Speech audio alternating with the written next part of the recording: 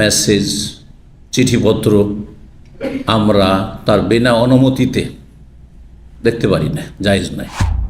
লিয়াস্তাবিন আমরা, কেন আপনি চিঠি দেখবেন পরের চিঠি? লিয়াস্তাবিন আমরহু, যাতে করে তার বিষয়টি সুস্পষ্ট হয়ে যায়, ক্লিয়ার হয়ে যায়, যে আসলে তাতে কোনো আপত্তিকর কিছু আছে। কিন্তু যদি প্রয়োজন হয় যে কোনো নিরাপত্তা জনিত কারণে, তাহলে জায়েজ।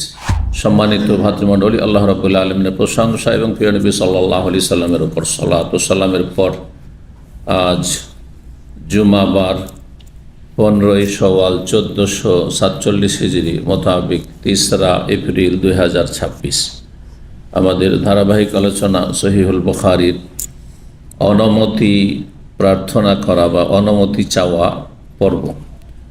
পর্ব নম্বর 5। ইমাম বুখারী রাহিমাহুল্লাহ এই পর্বের অধ্যায় নম্বর হচ্ছে 23। এর বিষয়বস্তু বলছেন ইমাম বুখারী রাহিমাহুল্লাহ, বাবু মান নাযারা ফি কিতাব। এই অধ্যায় হচ্ছে এমন কোন ব্যক্তি সম্পর্কে যেই ব্যক্তি কারো চিঠি সম্পর্কে অবগত হয় বা অন্যের চিঠি যদি পড়ে।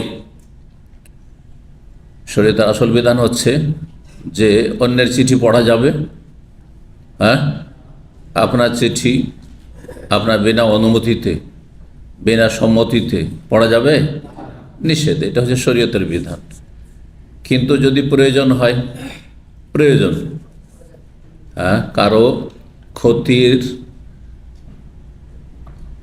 আশঙ্কা রয়েছে, হ্যাঁ, তার অনিষ্ট থেকে রক্ষা পাওয়ার জন্য কারো চিঠি সম্পর্কে অবগত হওয়া, সেটা কোনো ব্যক্তির ক্ষতির আশঙ্কা হোক, কোনো পরিবারের ক্ষতির আশঙ্কা হোক, কোনো দেশের ক্ষতির আশঙ্কা হোক, তাহলে দেশের তদন্ত বিভাগ, সিআইডি দফতর কারো চিঠি তদন্ত করতে পারে। আর এটা করে আপনার জিপিও বুঝেন তো, হ্যাঁ, general post office, head post office যে কোনো দেশের থাকে, সেখানে একটা সিআইডি বিভাগ আছে, সেখানে একটা তদন্ত বিভাগ আছে, যারা যে কোনো সন্দেহপূর্ণ চিঠি, আর যখন টেলিগ্রামে ছিল টেলিগ্রাম, এখন তো যুগ পাল্টে গেছে, পত্র পত্রিকা যা কিছু আসে, মোট কথা দেশে আসছে বাইরের থেকে, ম্যাগাজিন, সেগুলি তদন্ত করে দেখতো বা দেখে। জি, অনেক চিঠিতে আমরা দেখেছি, আমার কাছে অনেক সব চিঠি এসছে, অথবা কোনো পার্সেল এসেছে,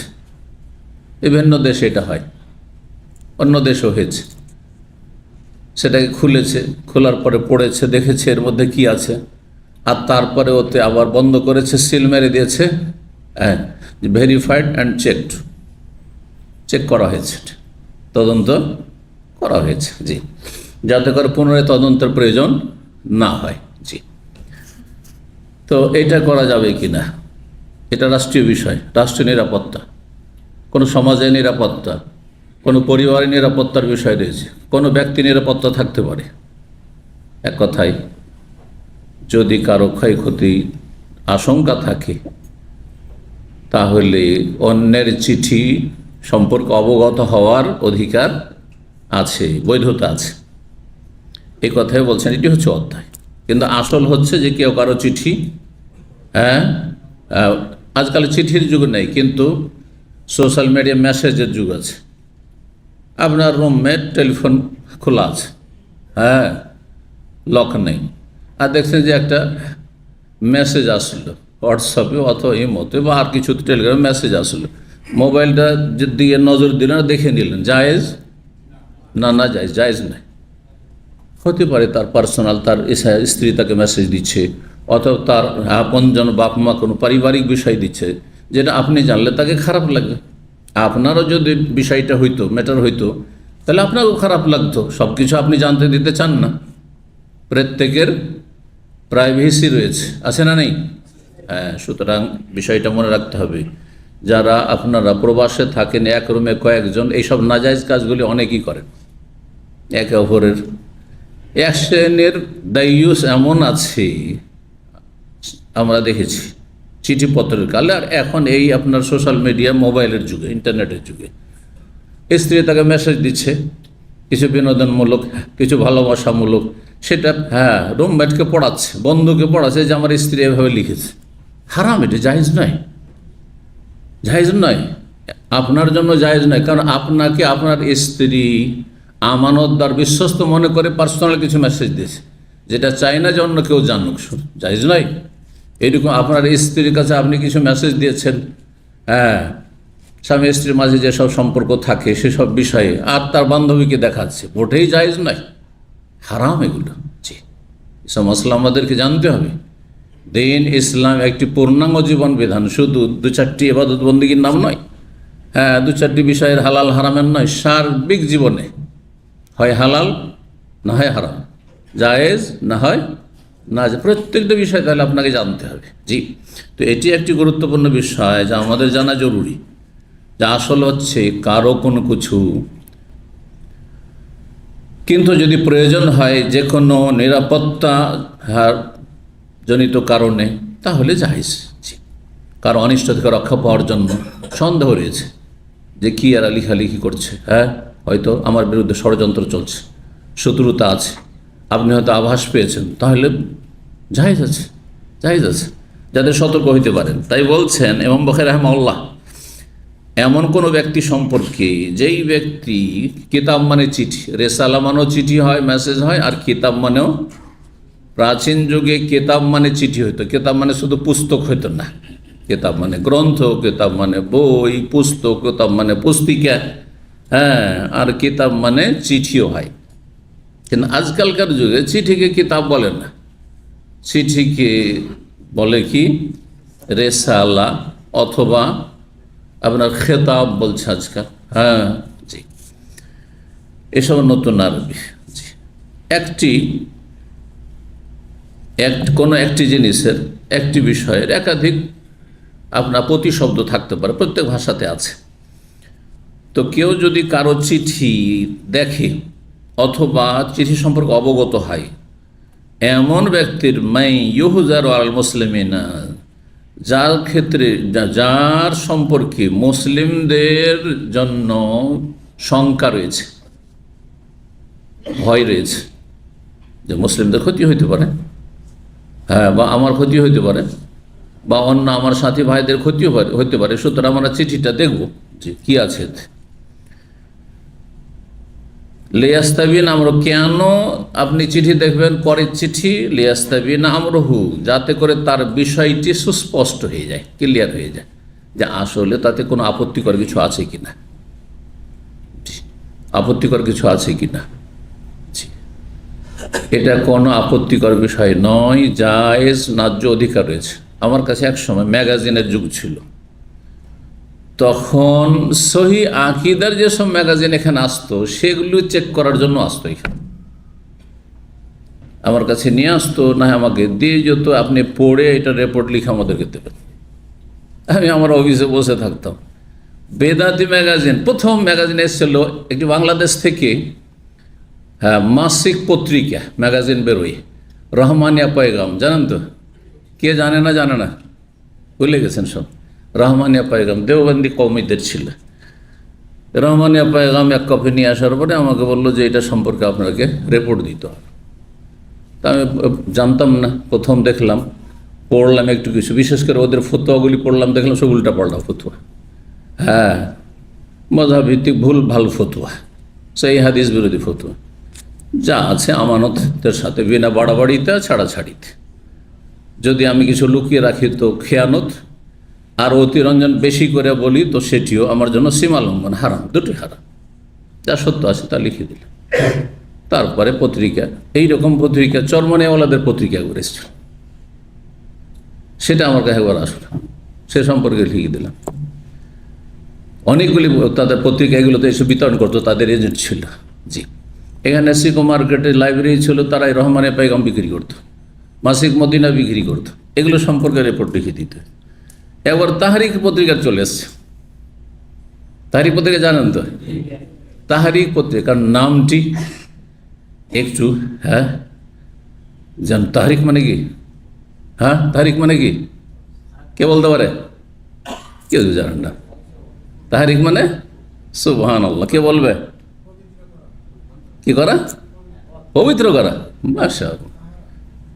তাহরিক হাররাকা ইউহাররিকু মানে হ্যাঁ আল্লাহ হাররেক আর বলছে না, যারা গাড়ি চালাচ্ছেন যদি গাড়ি দিয়ে কোথাও পার্কিং ছাড়া দাঁড়িয়ে থাকেন আর ট্রাফিক পুলিশ এসে বলছে কি হাররেক মানে কি নড়াও সরাও, হাররাকা ইউহাররিকু মানে নড়ানো।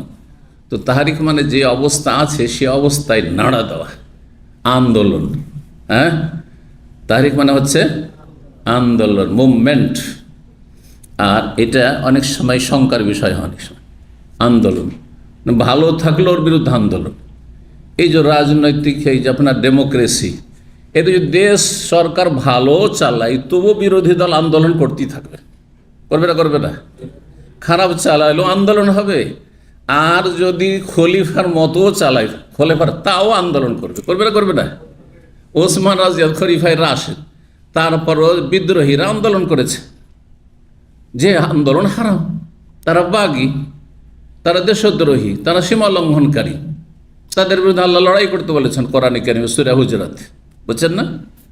তো আজকাল ফেরেশতা চরিত্রেরও শাসক যদি চলে আসে, খোলাফায়ে রাশেদের অনুসারী শাসকও যদি চলে আসে, আর দেশে বড়ই শান্তি সার্বিক ক্ষেত্রে মোটামুটি প্রতিষ্ঠার চেষ্টা করছে, তারপরও অপোজিশন পার্টি, বিরোধী দল আছে যেহেতু, সুতরাং আন্দোলন করতে হবে। কারণ জনগণকে নিজের ফেভারে নিতেই হবে, আগামী ইলেকশনে এদেরকে হারাতে হবে আন্দোলন করে, আর আমাদেরকে ক্ষমতায় যেতে হবে। এর নাম ডেমোক্রেসি, বুঝতে পারছেন না? ইসলাম সমর্থন করে? আপনি দেশ সুন্দর চালাচ্ছেন, তারপর আপনার বিরুদ্ধে আন্দোলন। আপনার বাড়ির যদি উদাহরণ দিই, বলুন তো দেখি। আপনার বাড়িতে আপনার 5টা ছেলে আছে, মেয়েরা আছে, বৌমা আছে, সবাই আছে, পরিবারকে সুন্দর সুষ্ঠুভাবে চালাচ্ছেন। তারপর যদি আপনার বাড়িতে একটা বিরোধী দল তৈরি করতেন, আর বিরোধী দলের নেতা হচ্ছে আপনার স্ত্রী, সে বাড়িতে শান্তি থাকবে? বলুন তো দেখি, শান্তি থাকবে? এই জন্যই গণতান্ত্রিক দেশে শান্তি নেই। এবার বুঝতে পেরেছেন? নিজের ঘর সম্পর্কে আপনাকে ঠিক তো অভিজ্ঞতার কথা বললাম। আপনার বাড়িতে, কারণ আমার বাড়িতেও যদি একটা বিরোধী দল থাকে, অ্যান্টি পার্টি, অপোজিশন পার্টি, আর তাদের একজন লিডার, বড় ছেলে, আল্লাহ হেফাজত করুক, মেজর ছেলে, সে একটু দল পাকাচ্ছে, শান্তি থাকবে? আরে ঘুম হারাম করে দিবে, ঠিক না? জি হ্যাঁ, কোনো শান্তি নেই এই কাফেরদের মানব রচিত বিধানে। আল্লাহ মুসলিমদেরকে সঠিক বুঝ দান করুন, আর এসব বাতিল পন্থা থেকে ফিরে আসার তৌফিক দান করুন। কিছু আমাদের আহলে হাদিস ভাইরা আছে, নতুন আহলে হাদিস এসেছে, অথবা জন্মসূত্রে আহলে হাদিস, তারাও আবার এই গণতন্ত্রের সাপোর্ট করে। আর আগে নিজের ঘরে সাপোর্ট করেন, আপনার বাড়িতে একটা বিরোধী দল তৈরি করেন, আর তার নেতৃত্বে একজন যে অপোজিশন নেতা হচ্ছে অমুক আমার ছেলে মেয়েদের মধ্যে, আর তারপরে আপনি বলেন যে যখন আমার বাড়িতে চলবে বৈধ, তো দেশেও চলবে। বুঝতে পারছেন না? এবার বুঝে এসছে গণতন্ত্র, কারণ অনেকে গণতন্ত্রের সাপোর্টার, অথচ মুখে দাঁড়িয়ে আছে, বলছে যে সহি আকিদা, আমি আহলে হাদিস। আরে সহি আহলে হাদিস বুঝেন, সহি আহলে হাদিস মানহাজ বুঝেন, আর তারপরে সেই পথের পথিক হন। আল্লাহ বুঝার তৌফিক দান করুন। জি, তো কথা লম্বা না করে ফিরে আসি। তাহারিক পত্রিকা, শেষ হয়নি কথাটি। তাহারিক পত্রিকায় এতগুলো এসছে, তখন প্রথমে 1 ডজন আসতো মনে হয়, এতগুলি, আর সবগুলি চেকের জন্য চলে এসছে। চেক করে তাদের আমানত তাদেরকে ফিরিয়ে দিয়েছি। বলেছেন না ঠিক আছে। তখন আমাকে বলছেন নামটা যে একটু শঙ্কাজনক, ভয়ঙ্কর নাম, তাই না? সৌদি আরব যেটা আন্দোলন, তাহরিক মানে আন্দোলন, তা মুশকিল, এটা তো আপত্তি করে এদেশে। তা আমি বললাম যে নামটা শুধু একটু আপত্তিকর, বাকি কাজ কাম আকিদা ঠিক আছে, আকিদা এদের আমল ঠিক আছে। তারপর তখন তাদেরকে রিলিজ করা হয়, দেওয়া হয় এই জিপিও থেকে। বুঝতে পারছেন না? জি। তো এটা জায়েজ না জায়েজ? সরকার বা সরকার কর্তৃপক্ষ, পোস্ট অফিস যে তদন্ত করেছে, চেক করেছে, অন্যের কন্টেন্ট, অন্যের কিছু, এটা জায়েজ কি না? জায়েজ। জি, যদি প্রয়োজন হয় তাহলে জায়েজ, বিনা প্রয়োজনে আসল হচ্ছে না জায়েজ। মাসলা কি বলবেন? আসল হচ্ছে যে আপনার চিঠি আমার জন্য পড়া যায় না, আমার চিঠি আমার মেসেজ আপনার জন্য পড়া যায় নাই। এমনকি স্বামী স্ত্রী একবারে মেসেজ পড়া যায় না।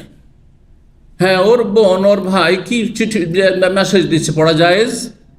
আচ্ছা, এটা নেন, কারণ এগুলো ভুক্তভোগী মানুষ অনেকে। আপনি মনে করেন যে আমার স্ত্রীর সব মেসেজ আমার জন্য দেখা যায় না, মোটেই না।